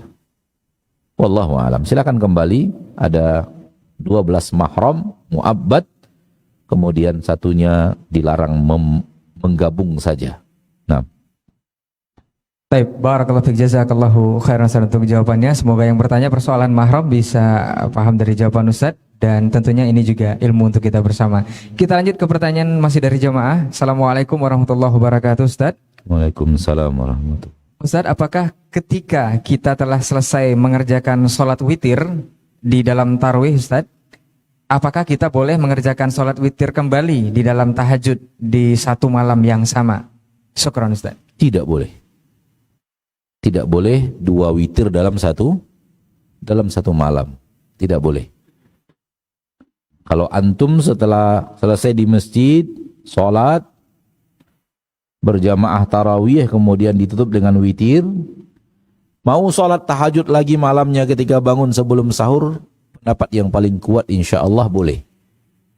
Pendapat yang paling kuat insya Allah boleh, namun witir lagi nggak boleh. Karena ada larangan khusus dari Nabi kita tercinta untuk menjadikan witir 2 kali dalam satu malam. Kalau ingin menambah sholat malamnya yang bukan witir, karena sholat malam setelah witir boleh. Sholat malam setelah witir boleh. Antum sholat di hari-hari biasa, bukan Ramadan saja. Antum sudah sholat witir setelah Isya, kemudian bangun di malam hari, atau antum witir sebelum tidur, bangun di malam hari ingin tahajud, silakan. Tapi jangan witir lagi. Witir tidak boleh 2 kali dalam satu malam. Ditambah di bulan Ramadan, antum sudah tahajud dan tarawih, tambah tutup dengan witir. Setelah itu mau bangun malam, mau tahajud lagi, silahkan. Karena khilaf juga, namun pendapat yang lebih kuat insya Allah boleh lebih daripada 11 rakaat, sebagaimana yang sudah kita bahas juga di dalam beberapa kali pertanyaan seputar itu, namun tidak boleh 2 kali witir. Nah. Baik. Syukran Ustaz. Kita lanjut ke pertanyaan berikutnya, masih dari jamaah kita. Assalamualaikum Ustaz. Waalaikumsalam. Ustaz, apakah seorang muslim itu boleh menolong pekerjaan orang yang non-muslim dalam rangka untuk menyamankan ibadah orang yang non-muslim tersebut?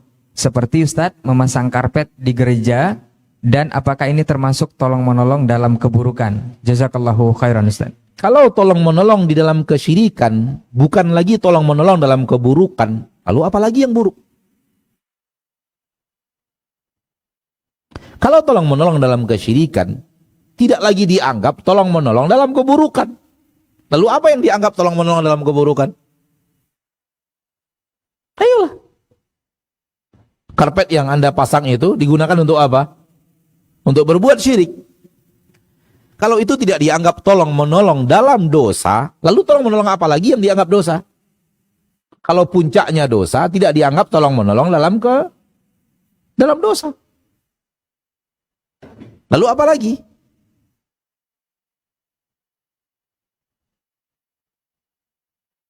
Kalau ban mobilnya bocor, kempes, lalu antum tolong, nggak ada masalah. Dia terbelit hutang, antum bayarkan hutangnya, nggak ada masalah. Dia kelaparan, antum berikan makanan, walau antum juga lapar, nggak ada masalah. Tolong menolong silahkan. Muamalah duniawi silahkan. Dosa nggak boleh. Tolong menolong dalam dosa nggak boleh. Oleh karena itu, kalau memudahkan orang untuk berbuat syirik tidak dianggap tolong menolong di dalam dosa, lalu dosa apalah?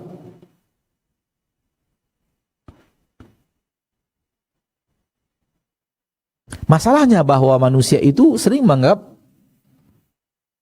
membunuh lebih parah daripada syirik.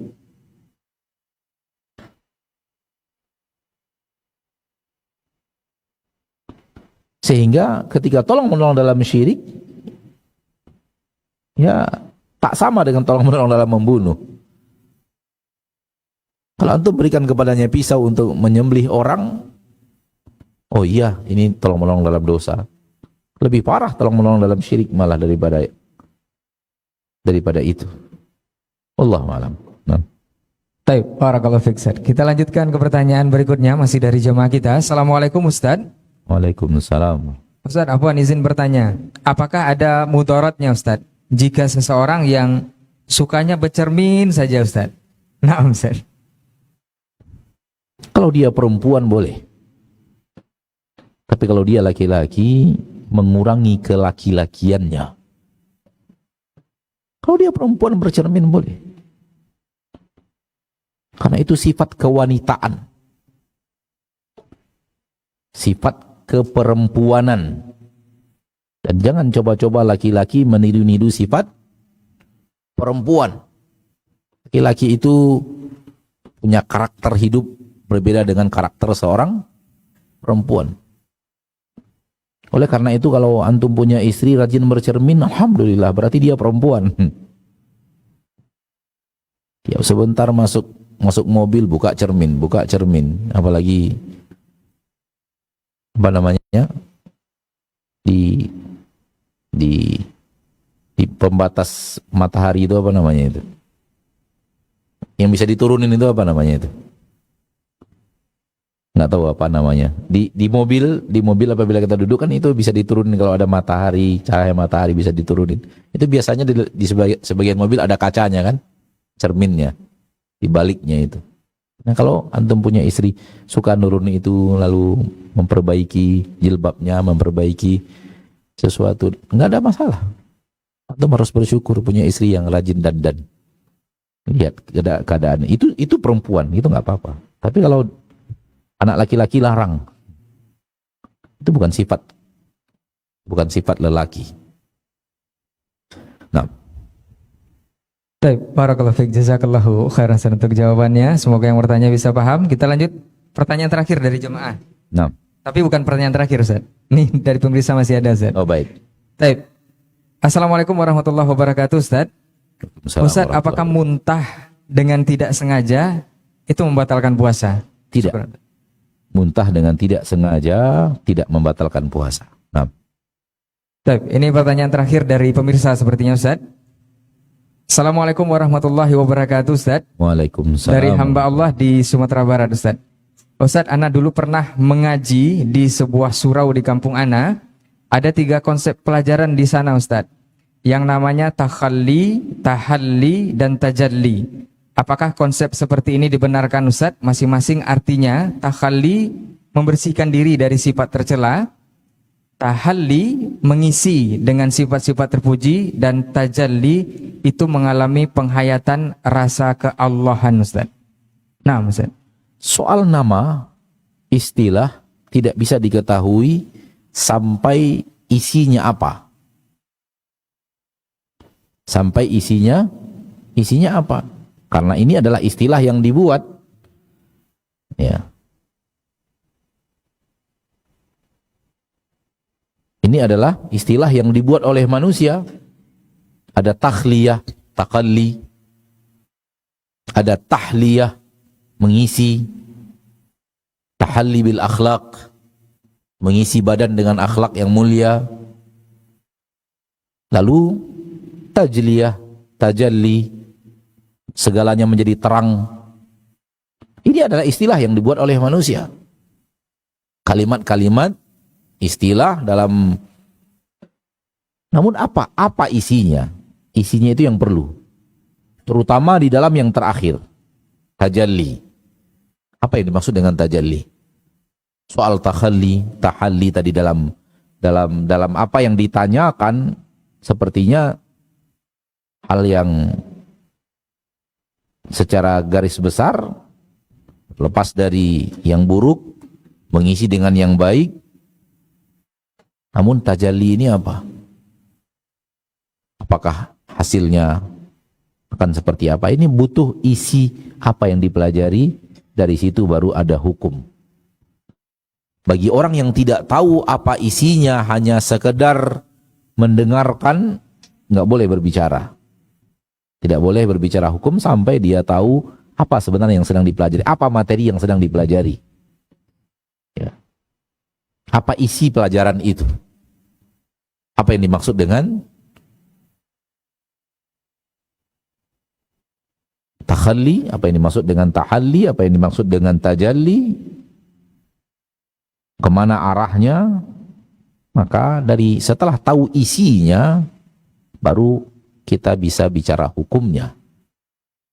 Namun Anda tidak pernah tahu apa yang sedang dibahas di sana. Antum yang tahu apa yang dibahas.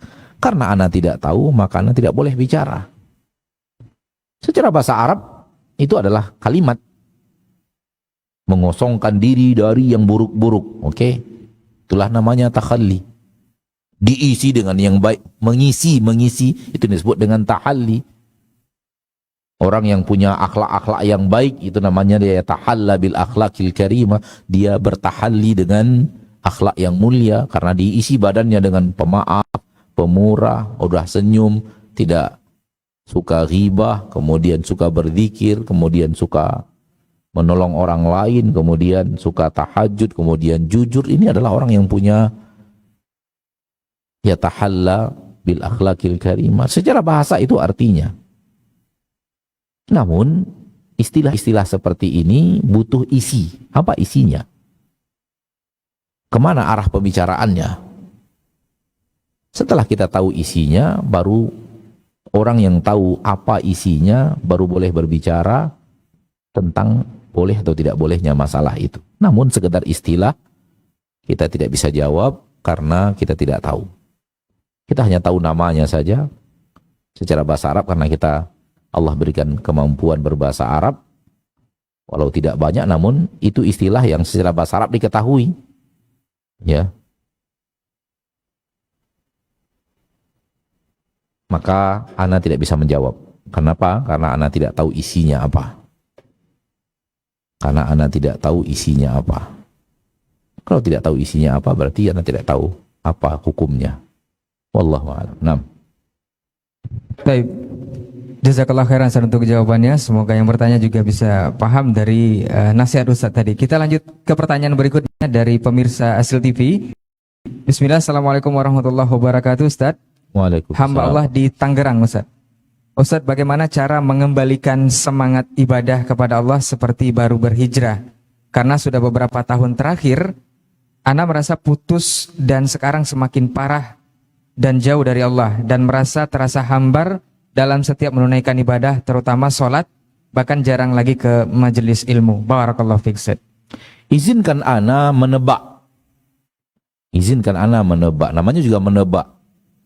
Bisa jadi benar, bisa jadi salah. Izinkan ana menebak untuk saudaraku yang tadi bertanya. Ketika dulu anda kembali kepada Allah yang anda sebut hijrah, izinkan ana menebak ada kasus dalam hidup anda.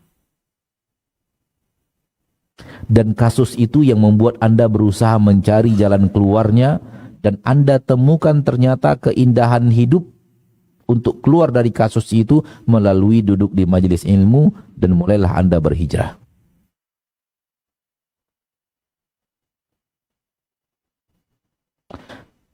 Setelah kasus itu selesai, nikmat berhijrah pun semakin hilang.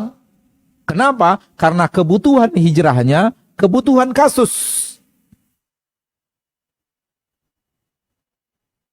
Sekarang kasusnya sudah hilang. Sehingga desakan anda, desakan hati untuk mencari ketenangan di saat kasus sedang terjadi, yang anda dapatkan di dalam hijrah yang anda sebut tadi, hilang lagi. Kenapa? Karena kasusnya sudah selesai. Kalau hutang sudah terbayar, kalau rumah tangga urusannya sudah selesai, mungkin dengan bercerai kemudian anda nikah lagi, sehingga masa lalu sudah selesai, misalnya, sudah.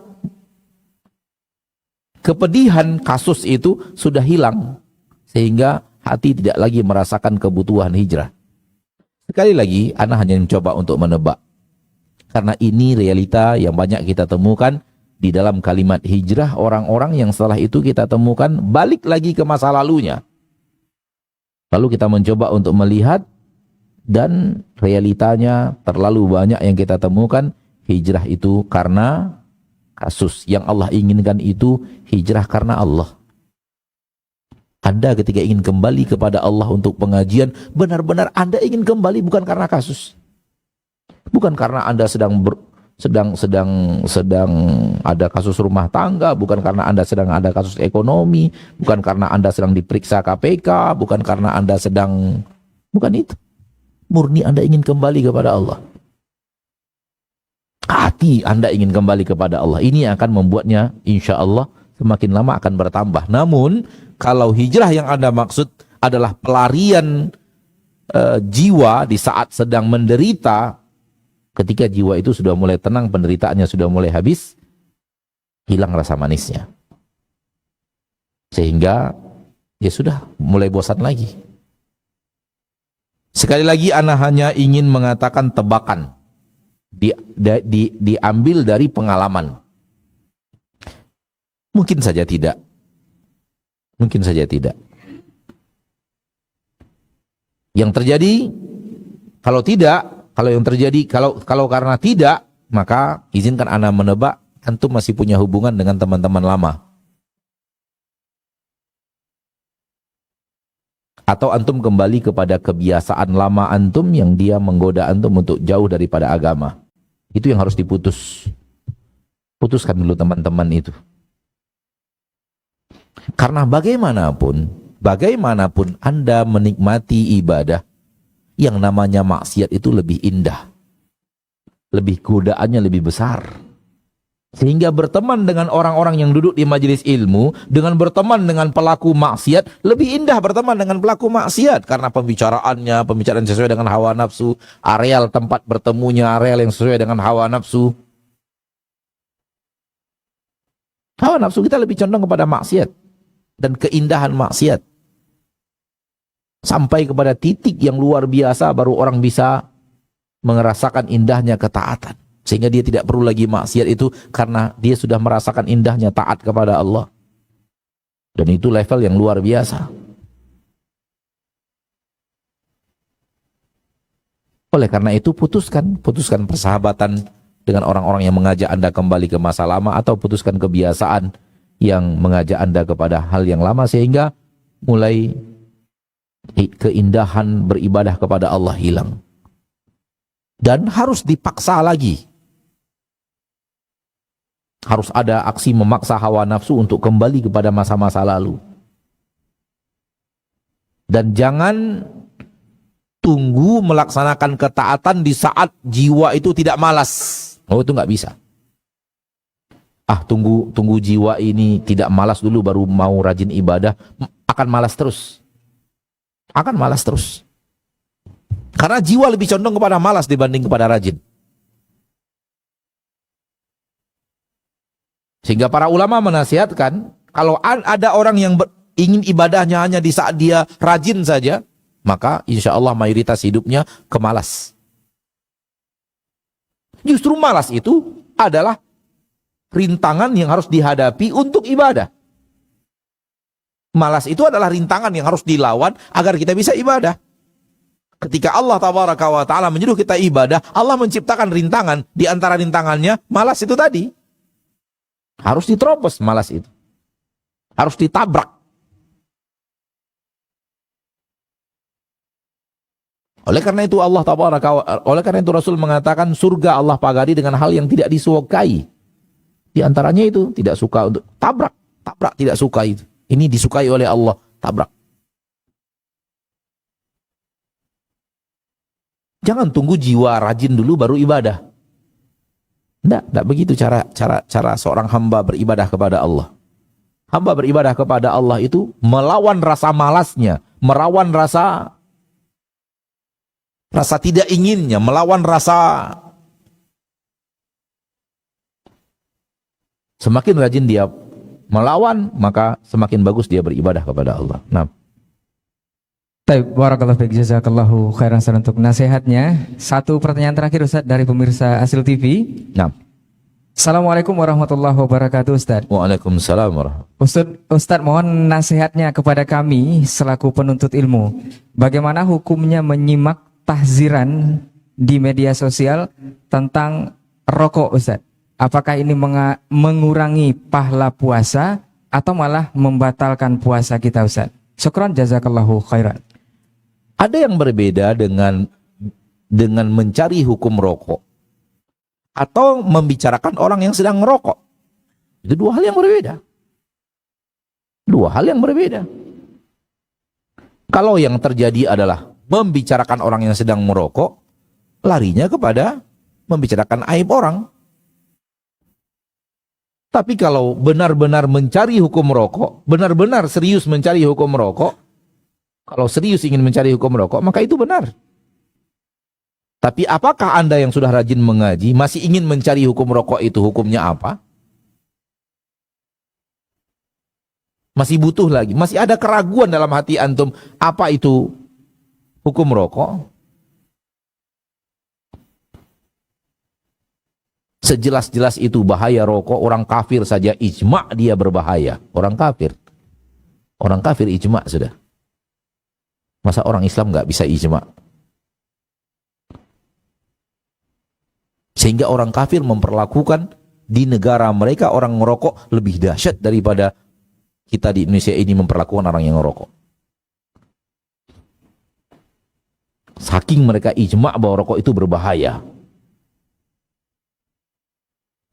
Apakah orang seperti Anda masih butuh dalil untuk itu? Sehingga masih mencari? Atau itu hanya sesuatu yang karena sibuk membicarakan apa yang dibicarakan orang, sibuk menyimak apa yang disimak orang, sibuk ingin tahu apa yang sedang hangat dibicarakan. Apa sih yang ada apa dengan diri Anda? Apa yang sedang Anda lakukan? Dan semua itu akan dipertanggungjawabkan di hadapan Allah loh. Semua itu akan dipertanggungjawabkan di hadapan Allah. Jangan kira bahwa apa yang kita lakukan itu hilang begitu saja. Walau hanya kita saja yang melakukan tanpa berefek kepada orang lain. Semua perbuatan kita dimintai Allah pertanggungjawaban. Kalau memang mencari hukum rokok, serius mencari hukum rokok, ya silakan. Silakan.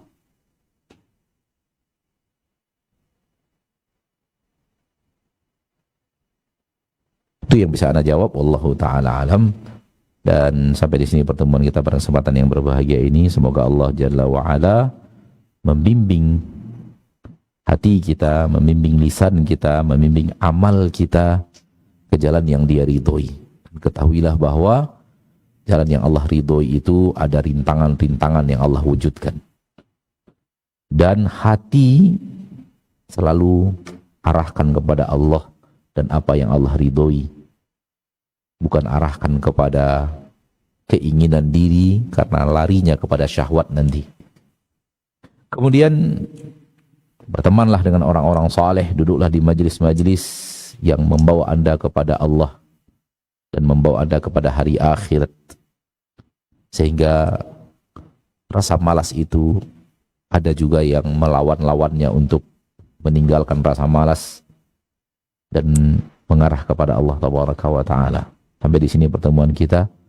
Semoga Allah memberikan kepada kita taufik untuk bisa istiqamah menempuh jalan menuju Allah sampai akhir hayat. Amin ya rabbal alamin. Subhanakallahumma bihamdika asyhadu an la ilaha illa anta astaghfiruka wa atubu ilaik. Assalamualaikum warahmatullahi wabarakatuh. Waalaikumsalam warahmatullahi wabarakatuh. Barakallahu fiik, jazakallahu khairan Ustaz untuk ilmu dan juga waktunya. Dan mudah-mudahan apa yang sudah disampaikan oleh guru kita tadi bisa kita ambil ilmunya dan kita terapkan dalam kehidupan sehari-hari, khususnya di bulan suci Ramadan yang penuh berkah ini. Kita memohon juga kepada Allah untuk bisa memaksimalkannya. Dan kita berharap juga di pekan berikutnya kita akan bersama guru kita kembali untuk melanjutkan kajian rutin kita insyaallah. Afwan untuk semua salah kata dan khilaf bicara. Terima kasih untuk perhatian antum semua. Aku lu qauli haza wa astaghfirullah li wa lakum. Wassalamualaikum warahmatullahi wabarakatuh.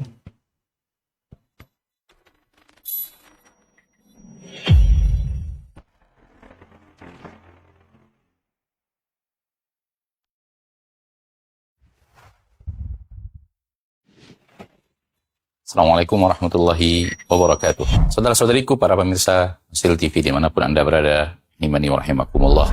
Semoga antum selalu berada dalam lindungan Allah Tabaraka wa Ta'ala. Dan semoga kesehatan, keberkahan, rahmat dan nikmat Allah Tabaraka wa Ta'ala selalu meliputi Anda semuanya. Ma'asyiral muslimin, ma'asyiral muslimat, dakwah merupakan sebuah tugas bersama dari umat Nabi kita tercinta Muhammad sallallahu alaihi wasallam. Allah Tabaraka wa Ta'ala menyuruh kita untuk meninggikan agama Allah Tabaraka wa Ta'ala dengan kemampuan yang kita miliki, yang mampu dengan ilmunya, berdakwah dengan ilmunya, yang mampu dengan tenaganya, berdakwah dengan tenaganya, yang mampu menyumbangkan waktunya, demikian juga yang mampu dengan hartanya, maka berdakwah dengan harta itu. Saudara-saudariku, para pemirsa Hasil TV dimanapun Anda berada, pada kesempatan yang berbahagia ini, saya mengajak Anda, pemirsa Hasil TV dimanapun berada, para pencinta Hasil TV dimanapun berada, untuk meringankan beban operasional yang dibutuhkan oleh Hasil TV di dalam mengemban suara dakwah yang agung ini. Mari infakkan sebahagian daripada yang Allah Tabaraka wa Ta'ala mudahkan kepada kita, dari apa yang Allah rezekikan kepada kita, guna kepentingan syiar dakwah melalui media-media, di antaranya adalah Hasil TV. Melalui Hasil TV, sangat banyak saudara-saudari kita kaum muslimin dan muslimat yang bisa mendapatkan dakwah di bumi yang sangat jauh, di negeri yang sangat terpencil. Bahkan tidak sedikit dari mereka yang mendapatkan hidayah kepada sunnah Rasulullah SAW melalui media Asil TV yang kita cintai. Semoga apa yang antum berikan merupakan pembuka kebaikan, merupakan pembuka hidayah bagi saudara-saudari antum menuju jalan yang sesuai dengan sunnah Nabi kita tercinta SAW, sehingga di akhirat mendapatkan pahala bagaikan seorang yang di tangannya Allah Tabaraka wa Ta'ala bukakan hidayah kepada seseorang. Seperti yang dikatakan Nabi kita tercinta SAW, la iyahdiyallahu bika rajulan wahidan khairun laka min humurin na'am. Sekiranya satu orang mendapatkan hidayah melalui dirimu, melalui usahamu, melalui apa yang telah engkau berikan, melalui apa yang telah engkau dakwahkan, maka itu lebih baik daripada unta merah. Sebagian para ulama mengatakan lebih baik daripada dunia dan perhiasannya. Sallallahu wasallam wa baraka wa an'am ala abdihi wa rasulihi Muhammad. Alhamdulillahi rabbil alamin. Assalamualaikum warahmatullahi wabarakatuh.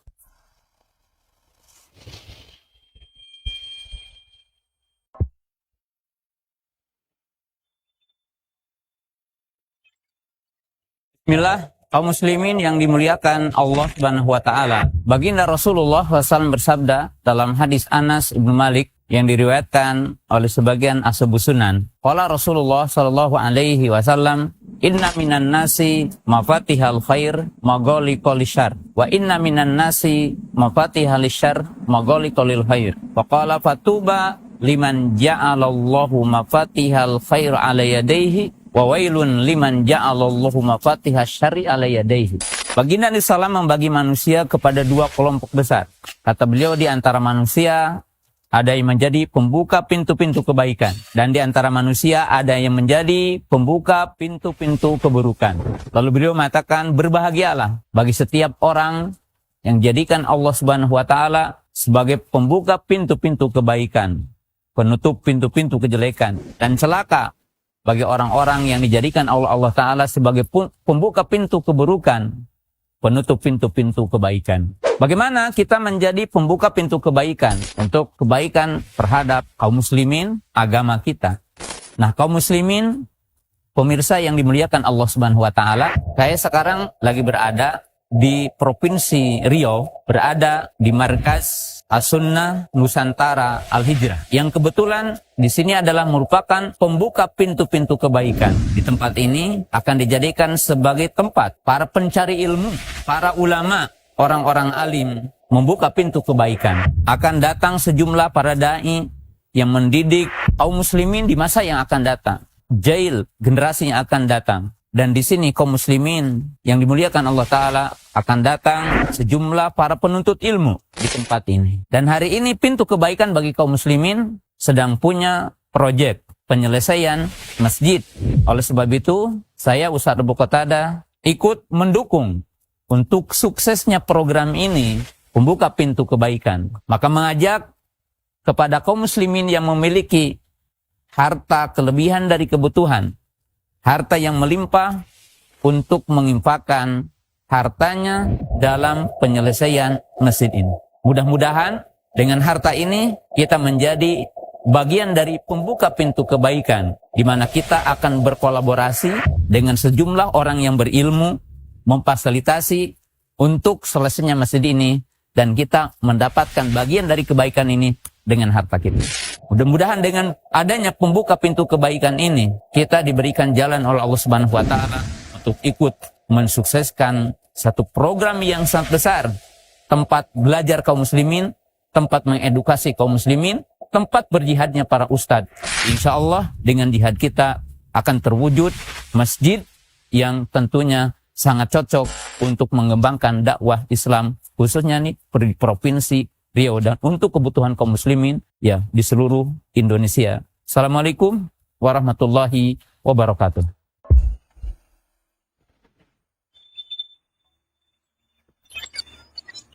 Alhamdulillah, telah hadir aplikasi dakwah yang menunjang kebutuhan umat muslim dalam melaksanakan ibadah harian yang sesuai dengan tuntunan Al-Quran dan As-Sunnah. Asil App hadir dengan fitur-fitur sebagai berikut: TV dan radio streaming, Fitur ini memudahkan pengguna untuk mengakses tayangan asli TV, radio, dan televisi dakwah lainnya dalam genggaman pengguna. Fitur infak.